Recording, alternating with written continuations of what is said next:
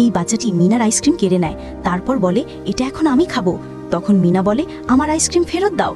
তখন বাচ্চাটি বলে, তোমার মা নেই, তোমার বাবা একজন মদখোর, তুমি আইসক্রিম কেনার টাকা কোথায় পাও? তখন মিনা বলে, এটা আমার চাচি কিনে দিয়েছে, আমাকে ফেরত দাও। তারপর দুজনে আইসক্রিম নিয়ে টানাটানি করে।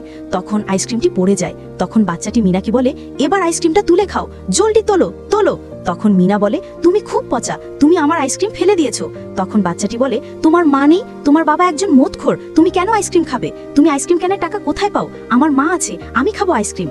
এর মাঝে বাচ্চাটি মা চলে আসে। তখন বাচ্চাটি তার মাকে বলে, মিনা আমার সাথে ঝগড়া করছে।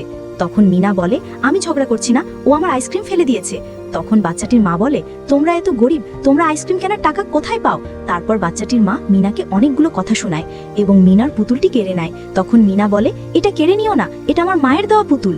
তারপরও বাচ্চাটির মা মিনার পুতুল কেড়ে নেয় এবং বলে, এখন থেকে এই পুতুল আমার ছেলের। তারপর বাচ্চাটি বলে, এই পুতুল আর দিব না, এবং সেই পুতুল মাটিতে ফেলে পুতুলে লাথি দেয় এবং মিনাকে মুখ ভেঙচিয়ে চলে যায়। তখন মিনা সেখানে দাঁড়িয়ে মন খারাপ করে কাঁদতে থাকে।